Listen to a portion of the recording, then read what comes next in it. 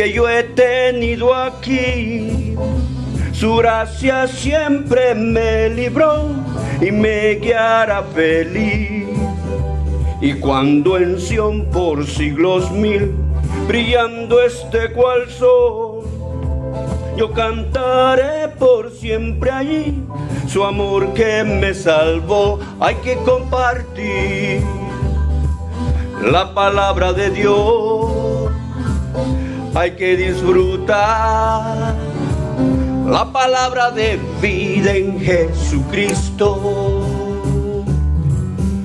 Gloria al Señor, el Señor les bendiga. Bienvenidos a la casa de Dios el miércoles de estudio bíblico a las 7:30, miércoles de estudio bíblico a las 7:30. Estamos estudiando el libro de los Hechos. Muchas gracias a los que nos sintonizan a través de la plataforma de YouTube, a través de la plataforma de Facebook. Estamos contentos de que el Señor nos tiene en su casa, alabando su santísimo nombre, buscando su linda y agradable y poderosa presencia.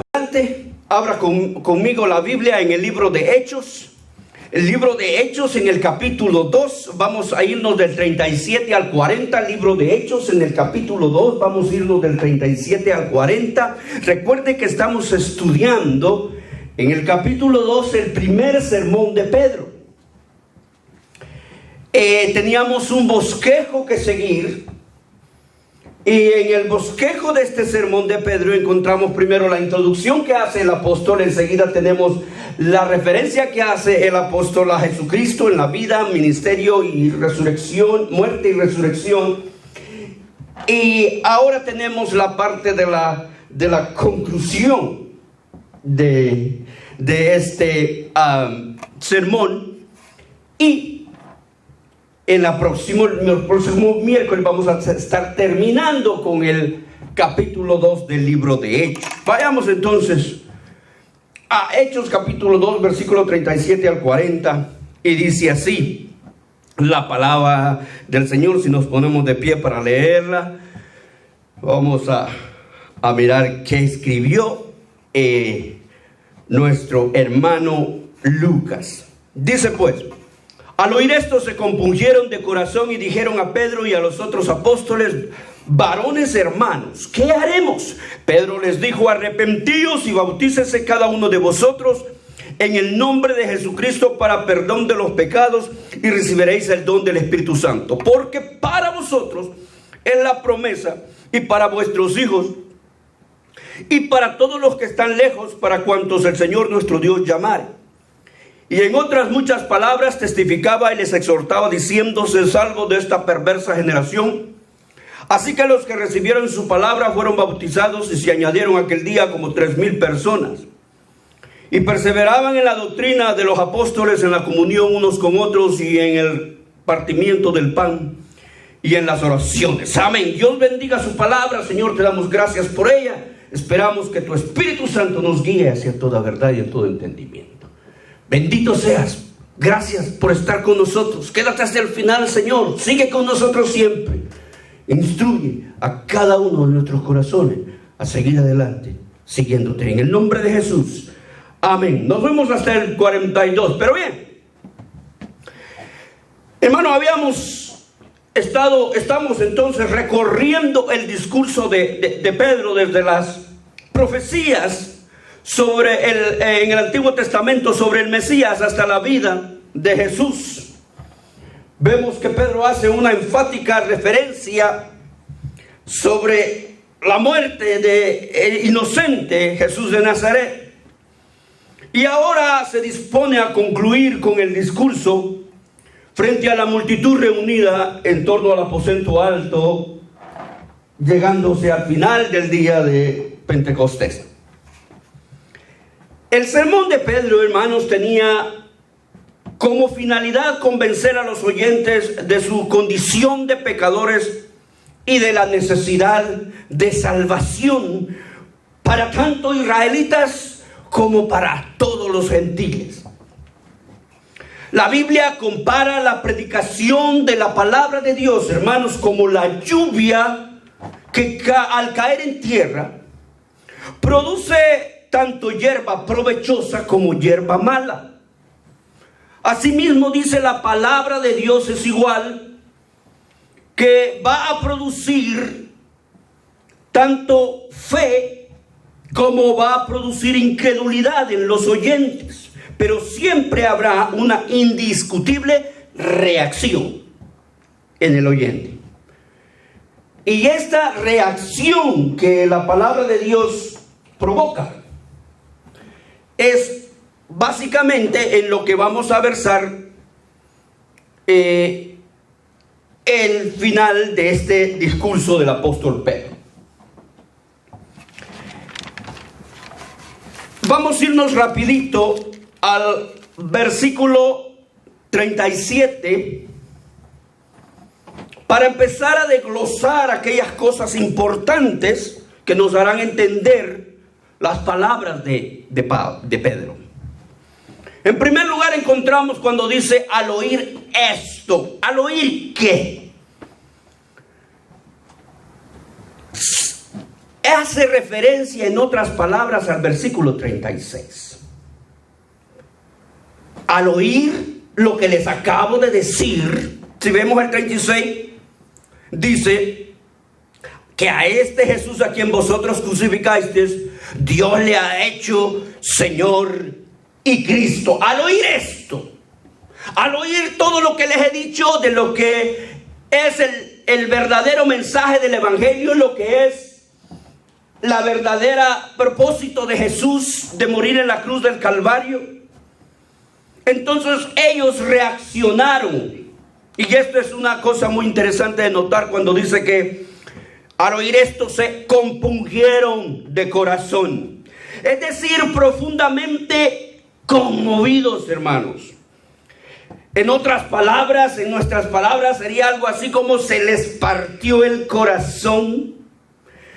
Del original griego, la relación sería una traducción parecida a con un profundo dolor. Se les partió el corazón con un profundo dolor. En otras palabras, ellos sintieron adentro de sí mismos las palabras del apóstol Pedro. Su fondo más sensible había sido tocado por la palabra de Dios en los labios de este hombre. ¿Cuántos de ustedes hemos visto la película de La Pasión de Cristo de Mel Gibson? Yo recuerdo cuando lo fuimos a ver allá en Nueva York con mi familia y yo me acuerdo que había un silencio cuando la gente estaba saliendo del cine. Era un impacto ver aquellas escenas bastante, yo creo, bastante parecidas a la realidad. Es una sensación dolorosa lo que ellos quizás estaban sintiendo en ese momento. Quizás muchos nos podemos recordar y relacionar con esta escena nuestra propia conversión, que fue un momento para muchos muy emotivo. Es decir, se estremece todo el ser completo de uno cuando es impactado, comprendiendo el verdadero llamado del Evangelio. Es interesante porque no solo se quedan con el impacto, sino que ellos pasan más allá y dicen, ¿qué haremos? ¿Qué haremos? Aquí, hermanos, viene la reacción que todo evangelista espera, que todo predicador espera.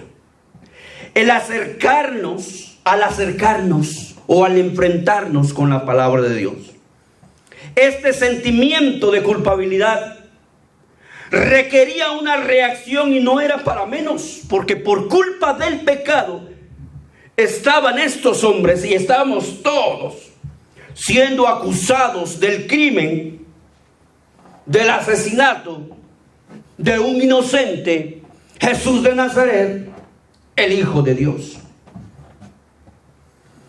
Entonces, qué interesante cuando vienen ellos y le preguntan, ¿qué haremos? La respuesta de Pedro, hermanos, en el versículo 38 es muy contundente, muy clara, muy directa, muy personal. Y empieza con la primera palabra, que es arrepentíos. La palabra original quería decir en un principio cambiar de pensamiento, de mentalidad, de actitud.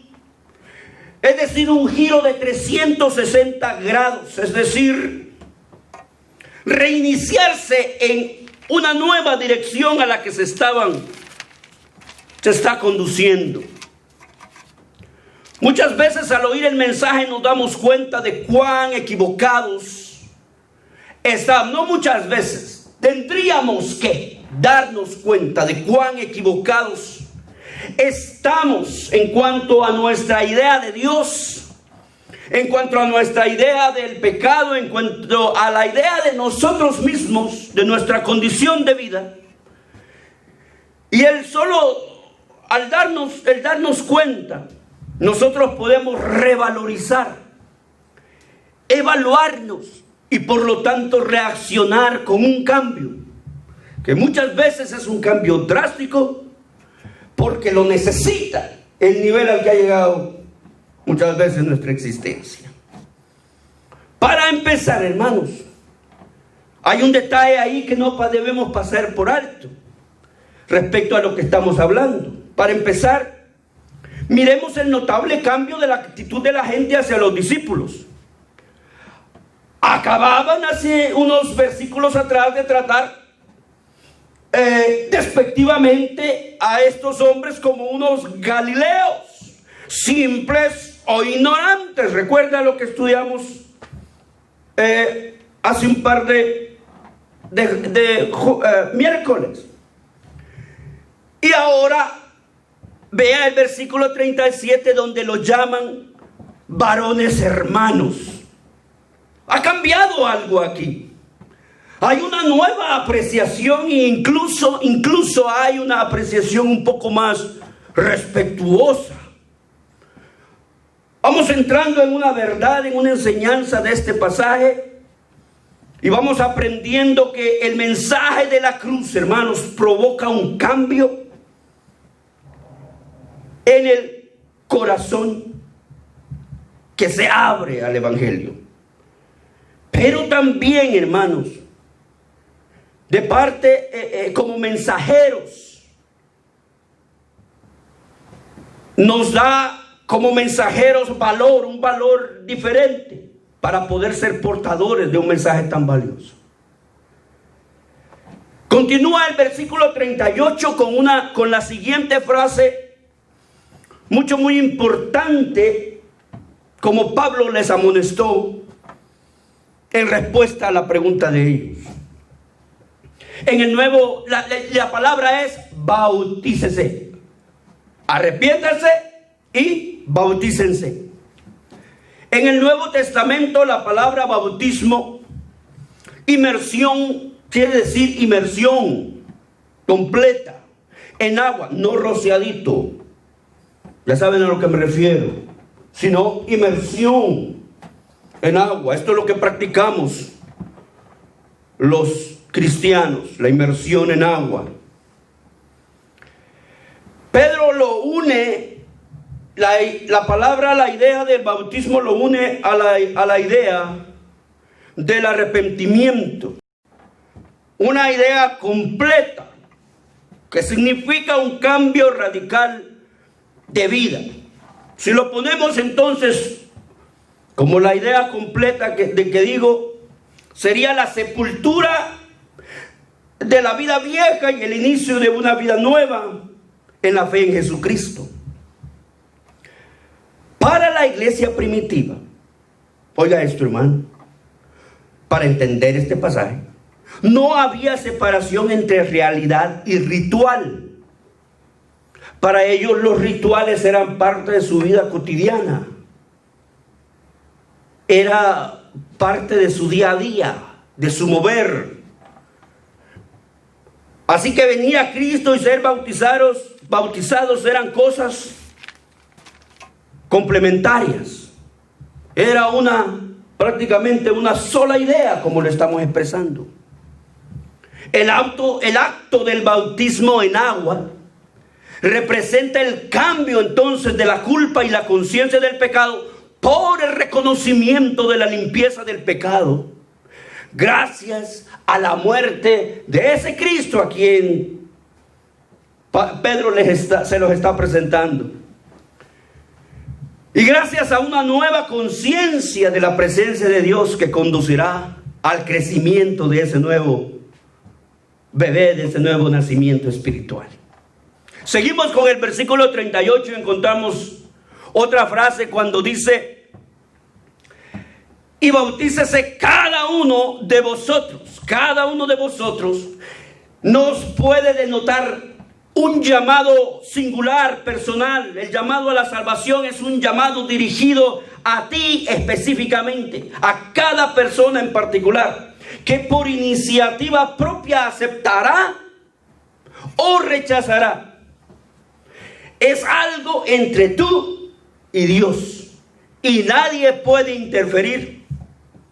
Ni tu novia, ni tus amigos, ni tus padres, ni tus hijos, ni el ser más querido puede intervenir, porque es una situación personal. Encontremos una verdad más en esta porción, y podemos decir que por eso no porque los padres o porque los hijos o porque nuestro ser querido sirva a Dios, los hijos o los padres son salvos. No, Señor. Cada uno de nosotros debe tener un encuentro personal con Jesucristo. Es importante, hermanos, a quién debemos oír. Si debemos oír primero a Dios o a los hombres. Por eso es que llega cierta edad en que a los niños tenemos que evangelizarlos y hacerlos venir o hacerlos confesar que le abren su corazón a Jesucristo, porque esto es un trato personal y para cada persona también. Sigamos con el versículo 38, donde dice: cada uno de vosotros en el nombre de Jesucristo.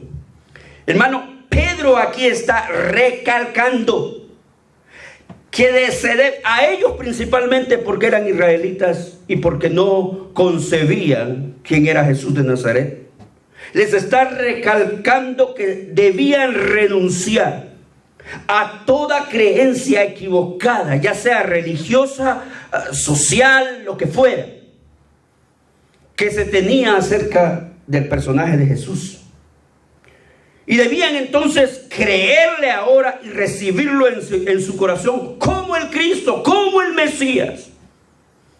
Y de esa forma recibirían y aceptarían todas las enseñanzas como el Rey que ellos tanto esperaban, y por consecuencia los beneficios de un nuevo reino espiritual. Y luego dice Pedro: para perdón, un elemento sumamente importante. En este versículo hay dos promesas que Pedro les dice que Dios cumplirá.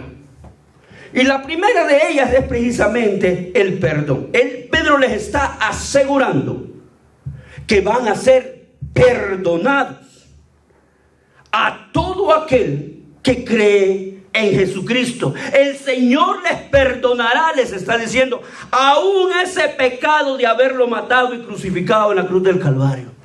Lo hicieron injustamente, pero el Señor se los va a perdonar. Por eso se compungieron, porque les tocó, los hizo sentir como unos villanos, al haber acusado y al haber llevado hasta la cruz a alguien que los amó tanto, que los sanó, que les dio de comer, que les instruyó. Y Pedro les está diciendo: pero el amor de Dios es tal que hasta de ese pecado lo va a perdonar. Y si puede perdonarlo de ese pecado, lo puede perdonar de cualquier pecado, aunque sea el más profundo y el más arraigado de tu ser. Hermanos, el perdón no elimina las consecuencias de lo malo que hayamos hecho, pero nos pone otra vez en la debida relación con Dios, indiscutiblemente. Por eso es el primer paso después de que enfrentamos el mensaje del Evangelio.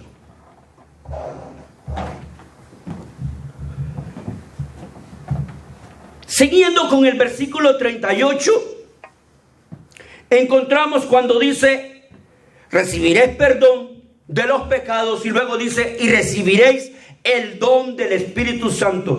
Esta es la segunda bendición prometida a los que creen, a los que se arrepienten y son bautizados. Este don del Espíritu Santo que está hablando la palabra de Dios debe distinguirse en este versículo de los dones del Espíritu Santo. Este don del Espíritu Santo habla del Espíritu Santo mismo en completa presencia en el creyente desde el día que recibe a Cristo. En cambio, los dones del Espíritu Santo hablan de las habilidades especiales concedidas por el Espíritu Santo para llevar a cabo el servicio del nuevo cristiano, en la vida del nuevo cristiano. ¿Cómo vamos nosotros a evitar cometer, hermanos, los mismos errores una y otra vez? ¿Cómo vamos a evitar vivir como vivíamos antes, ser lo mismo que éramos antes? A Nicodemo, recuerdan, le costó entender este cuadro y le fue a preguntar a Jesús: ¿cómo puedo meterme otra vez al vientre de mi mamá y nacer de nuevo? Sencillo. Jesús le dijo: si nacieres del agua y del Espíritu de Dios. Eso quiere decir que ahora que tenemos al Espíritu Santo, tenemos un poder y una ayuda que antes no teníamos, que nos equipa para enfrentarnos con las batallas y los ataques del futuro.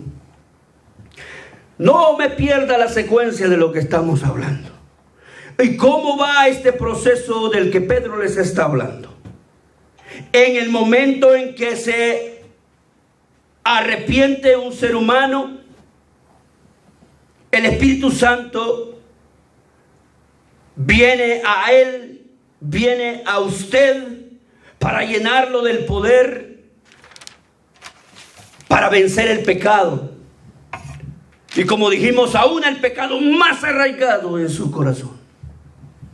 Pasamos al versículo 39. Porque para vosotros es la promesa. Cuando dice vosotros, está realmente dirigiéndose al pueblo escogido, al pueblo de Israel, a los israelitas presentes, a los judíos presentes, al pueblo al cual el Mesías vino, en medio del cual el Mesías nació, creció, hizo su ministerio, murió y resucitó.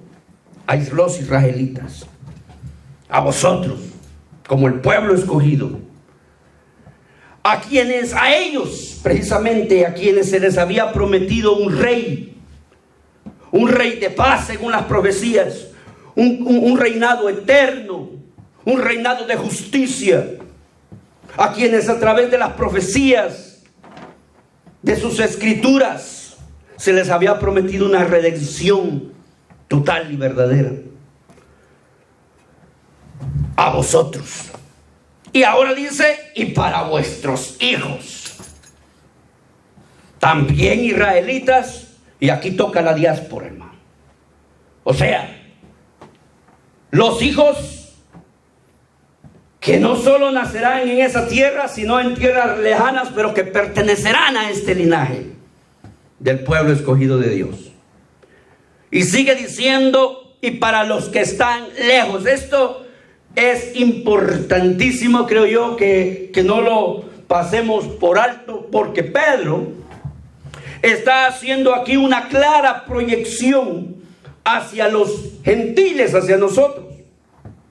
Pedro incluye a todos los creyentes en estas palabras, todos los creyentes de todas las épocas y en todo lugar. Ahí incluye a todas las naciones. Pedro y el escritor Lucas están abarcando a que comprendamos que la salvación no es solo para Israel, sino para todas las naciones sobre la faz de la tierra. Aquí, hermanos, queda claro que el bautismo en el Espíritu Santo es para cuantos el Señor llame y se recibe, cuando se recibe a Cristo como nuestro Salvador personal. Vámonos al verso 40 para ir acercándonos a la recta final. Bueno, y esto que acabo de decir, apóyelo con cuando dice, para cuantos el Señor nuestro Dios llamare. Vámonos al 40. Y dice, y con otras muchas palabras. Está entonces Lucas tratando de decirnos que esto que está escribiendo aquí realmente no fueron seguramente todas las palabras que habló Pedro, todas, sino que está haciendo un resumen, nada más, del sermón dirigido por Pedro. Lamentablemente, no todas las personas atenderán el llamado del evangelio, el llamado de salvación. Así que Pedro trata de dejarles, para ahí finalizar su intervención, trata de dejarles como un eco de su sermón en estas palabras que siguen, diciendo, sed salvos de esta perversa generación. Les quiere dejar algo sonando en el corazón, en lo profundo del ser de cada uno de ellos.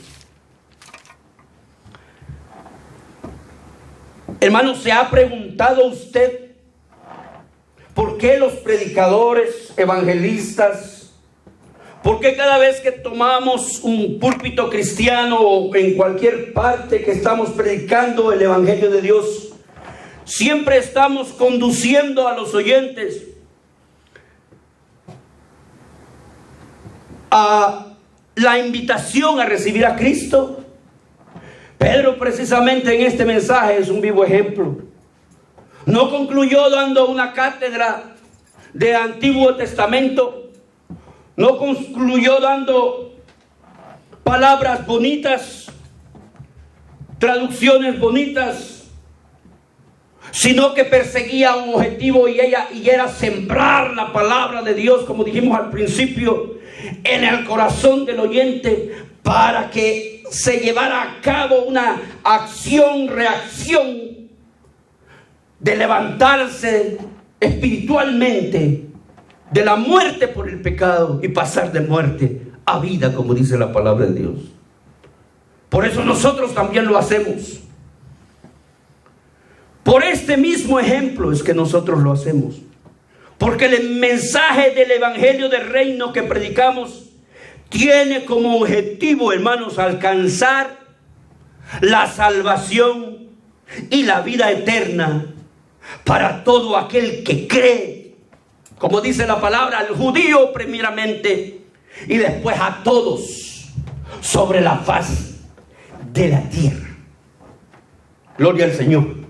Gracias a Dios, porque pensó nuestro Dios, pensó Cristo y pensaron los apóstoles en esto tan maravilloso para nosotros. Vamos entonces concluyendo con este estudio de hoy, parte del sermón de Pedro, que suena sumamente interesante. Créame que estaba para poner este estudio en orden, palabra por palabra. He visto algunas fuentes de información y es mucho más lo que se puede aprender de la palabra de Dios a través de lo que Lucas está expresando aquí. Hay De parte de los apóstoles hay hermanos, una devoción a su fe, de tal forma que pueden ser testigos con un corazón completamente convencidos de lo que les están diciendo a los judíos. Por eso, el efecto tanto del predicador convencido pudo llegarles a la gente y convencerlos y estremecerlos. Para Pedro era de primera mano haber conocido al Señor Jesús. Era de primera mano conocer el poder del Señor Jesús para cambiar una vida. Pedro no olvidaba, y muchos de los que estaban presentes no olvidaban, que él mismo había salido de detrás de unas redes y había sido un tipo tosco y había sido un tipo sin letras, y seguramente había sido un tipo incluso con muy poco valor para pararse en público y expresar sus verdades. Pero en ese momento la misma convicción de Pedro estaba siendo inyectada en los corazones de los oyentes. La misma convicción de los 12 que estaban ahí. Y el mismo poder del Espíritu Santo recorriéndole las venas. Podían ellos proyectarse a la mente, al sentimiento, a la razón, a la apreciación, a los conceptos de todo ese montón de gente que estaba ahí. Más adelante vamos a ver cuántos se convirtieron. No me quiero adelantar para dejarlos ahí con ese detallito. Porque esa gente no solo se compungió, estaban oyendo y decían: no puede ser. Realmente sintieron las palabras del apóstol. Lucas se preocupó mucho por plasmar en este escrito ese sentimiento con el que Pedro hablaba. Hermanos, yo les voy a decir una cosa: es triste que muchas veces los predicadores en los púlpitos depositamos mucho sentimiento, mucho corazón. Deje usted energías y habilidades para poder preparar un sermón, para poder llevar a cabo una enseñanza que solo dura unos 30-35 minutos, que es todo lo que usted ve. Pero detrás de eso está nuestra devoción de leer la Biblia, de leer comentarios, de leer diccionarios, de leer escritos que apoyen lo que estamos diciendo. Y es triste, desde aquí arriba se los digo, para los que quizás estudiamos teología, para que sepamos esto. Es triste ver que allá en las sillas allá abajo los hermanos están durmiendo, los hermanos están platicando, los hermanos están desperdiciando esos 30 minutos que en su preparación fueron horas.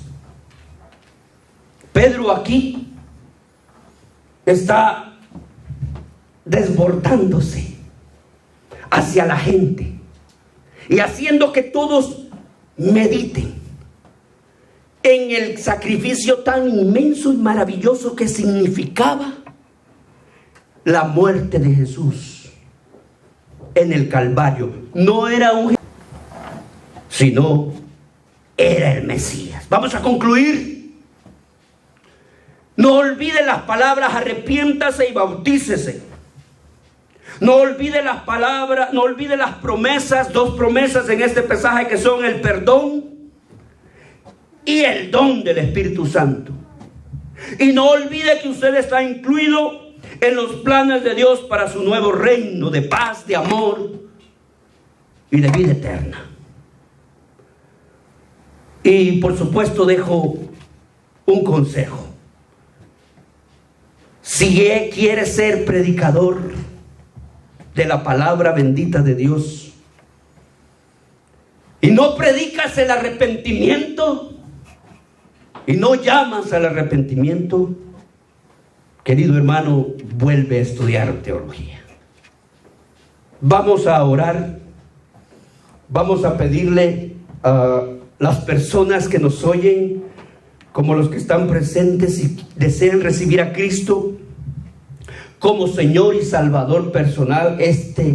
Parte del mensaje de Pedro es más que un tratado evangelístico. Así es de que si tienes el deseo en tu corazón, repite estas palabras después de mí. Dile: Padre que estás en el cielo, Señor Jesús, yo te recibo hoy como mi único y suficiente Salvador personal. Yo creo que eres Dios, que moriste en la cruz por mis pecados para salvarme del infierno. Me gozo y te doy gracias por ese sacrificio por mí en la cruz. Entra a mi vida, bautízame con tu Espíritu Santo y guíame, Señor, en esta nueva vida. Gracias te damos, Señor Jesús, por esta tarde que hemos podido estudiar tu palabra. Pedimos perdón por palabras que no hayan sido de tu voluntad, pero pedimos que si fue tu palabra, Señor, haga mella en los corazones y nos saque adelante. En el nombre de Jesús te alabamos y te glorificamos. Amén y amén.